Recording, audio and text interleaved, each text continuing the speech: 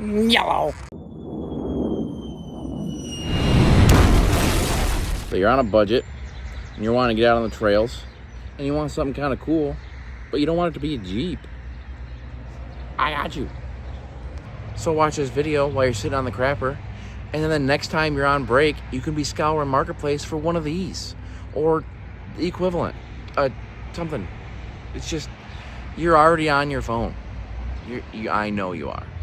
Watch this video and learn how to build something like this for like $1,500 or less. You might be able to do it for less, but I know you're gonna blow $1,500 this year on stupid stuff. I know you are. Don't tell me you're not. So why don't you get out on the trails? Let's get into it. I started with this right here. Ended up getting it for $450 off Craigslist. I know, who uses Craigslist anymore, right? But it worked out because nobody else was looking at it. It didn't run, and I don't know if you'll be able to see the words and the whatnots in there, but didn't run. Dude put a bunch of parts on it, couldn't make it run, blah blah blah. Long story short, I got it super cheap and got it running about an hour or two after I got it home. I just hot wired it because it needed ignition, and I wasn't getting power to the ECM. But kind of proof that the deals are out there if you're not afraid to dig into them and do the work.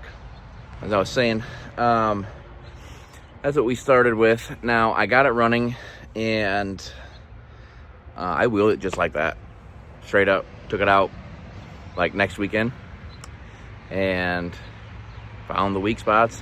It needed a water pump and yada yada yada. But it was pretty capable right off the rip. I mean, you know, what's a water pump for these things? Freaking $40, you know. So $500. We were on the trails. Was it pretty? Absolutely not. Did it have good tires? Absolutely not. Was it having fun? Yeah, 100%. But all good things must come to an end, and I send things a little bit too hard most of the time. So the stock axles did not last. Blew the rear end apart like the second or third time I took it out. So I put an 8.8 in it, or another 8.8 I mean, and welded that one, and I got the spider gears a little too hot, so I blew that one up too.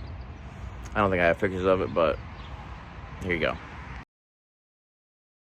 So after that fiasco, bought this 79 Bronco, sitting in the weeds since I was a kid, better than 20 years, and I just wanted the axles out of it, so I picked it up for $400 right here.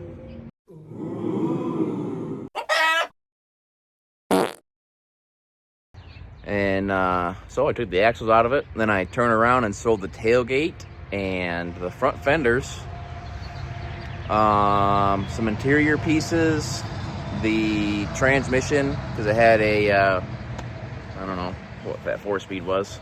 It had a 4-speed NP205, and so yeah, we sold all those parts for $700. I'm positive $300 into a Dana 44 and a 9-inch rear.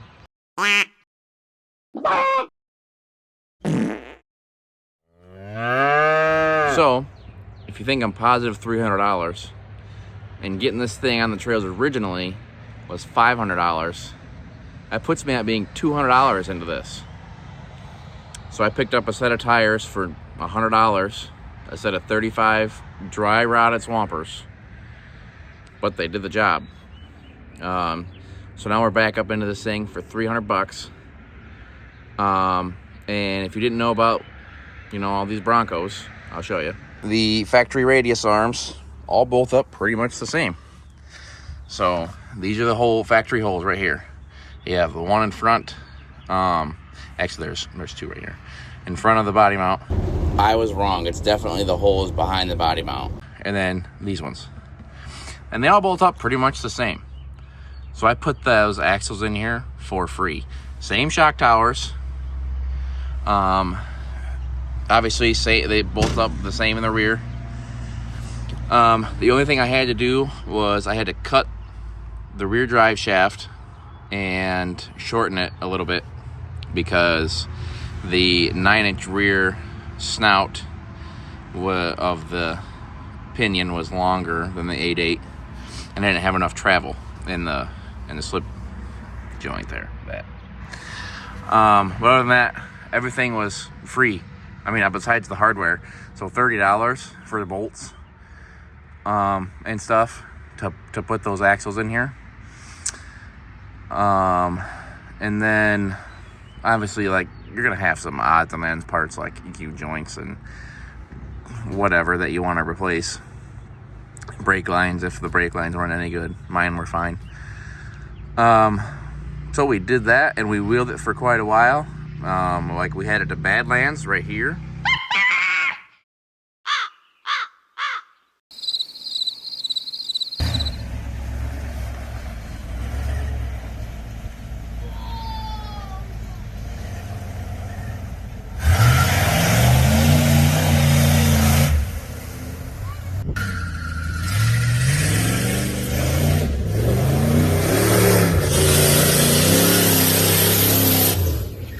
And we took it to Reject Run, I think, right here.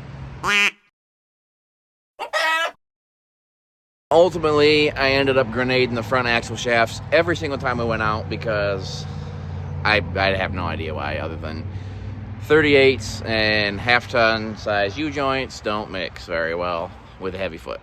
Anyway, I got tired of breaking those, and I took those out, and I sold those for $400. So, made my money back and then some, clearly. And then my best friend gave me these axles, actually. This is a Dana 50 and then a 10.5 Sterling rear. And he wasn't using them and was tired of seeing me sitting around waiting. So he gave me these axles to throw in here. But here's a price of local marketplaces axles that I found. You can get these axles for $300. So I got to work on putting these in. I got about $150 wrapped up into the steel to make all the brackets like these look. So we'll start with these. This is 1/4 inch steel, top and bottom. These were leaf sprung axles out of a 2001 Super Duty. Usually like a little hump right here. I shaved that off and I made this completely flat all the way across. Put a 1/4 inch plate right here, welded it all everywhere, and then I put a grade 8 bolt in the center, welded that up, cut me a plate, and I sandwiched the spring right here. So that way, with the spring retainer up top. Now again, I put these axles in here. These are factory, well, not factory, but these are Bronco lift springs. I mean, it works just fine. But look, sandwiched top and bottom. And look right here, you can see I get pretty decent flex.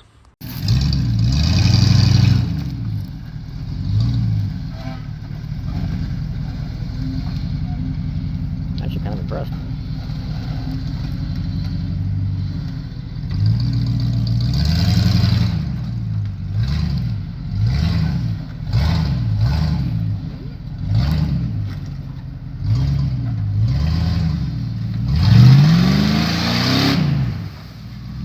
But this kind of does two things. One, it was cheap.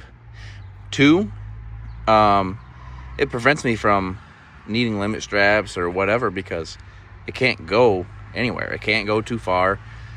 And so, yeah, I lose a little flex and stuff, but I kind of save myself from breaking things by getting my,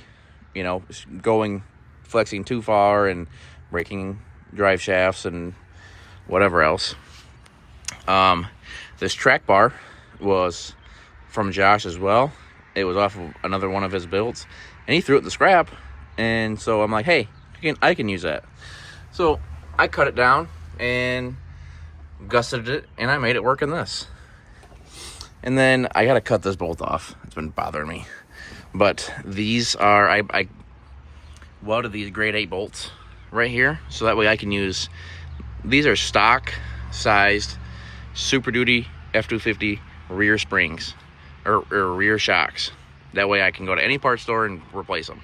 Same with the rears. I did the rears the same way. And that way I can replace them at any parts store, and they're $26.99.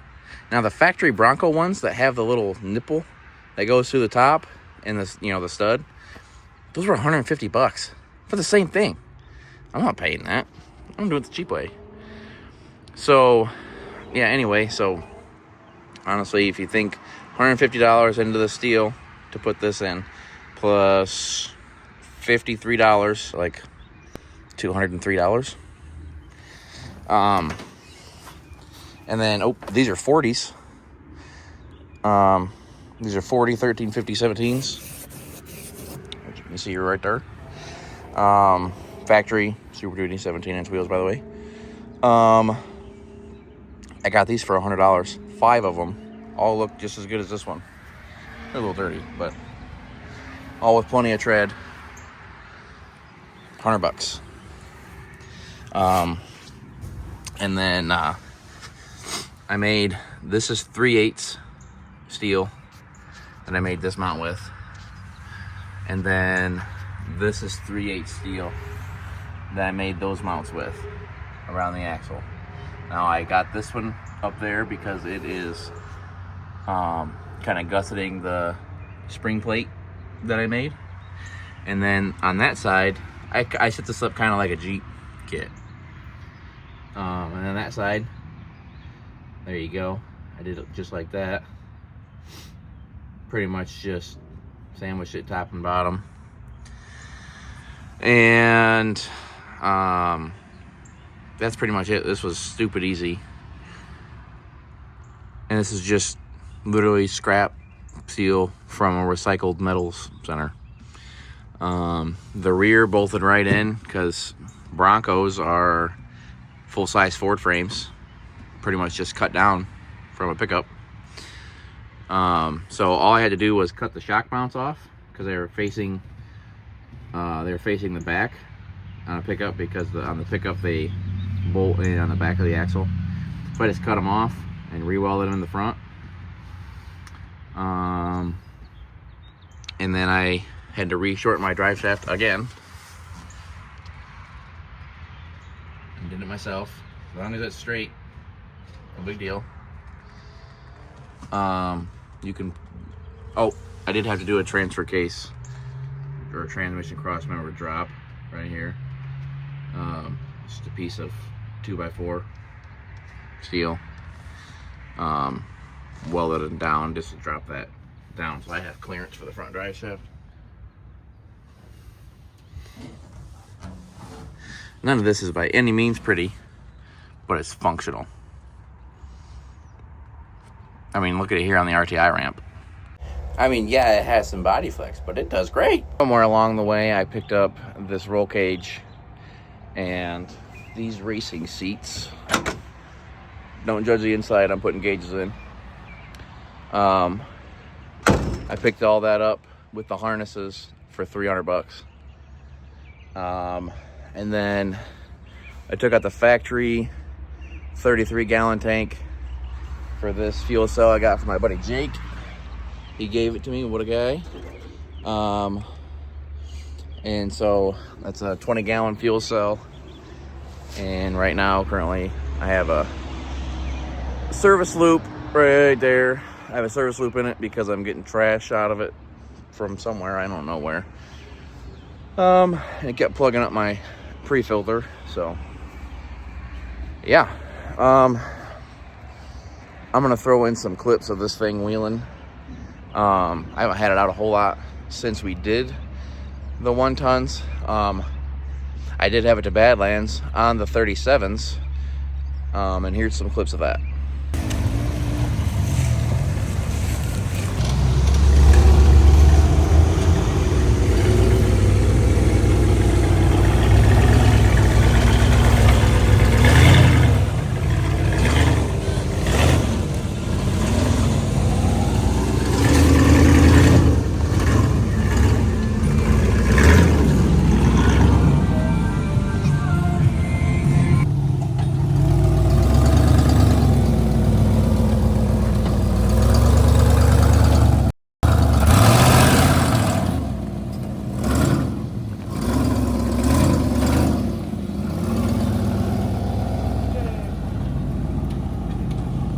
And then here's a little clip of it on the 40s.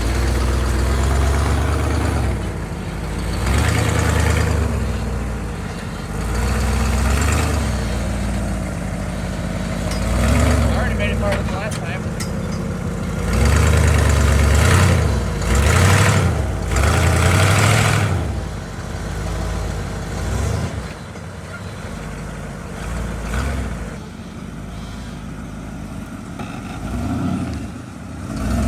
Go towards Josh.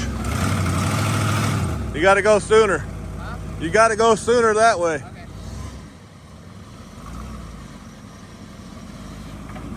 Now go that way.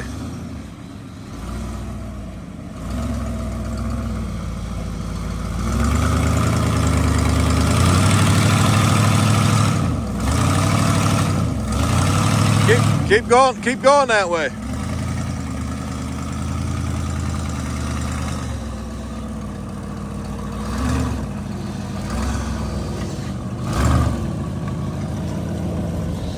Pretty much, that is how I did this for less than $2,000. Winch included. The winch is $117 off Vivor on Black Friday or something like that. Some kind of weird sale. Oh, and the winch mount, homemade of course, from more scrap steel, and that cost me like another $50 with the D-rings.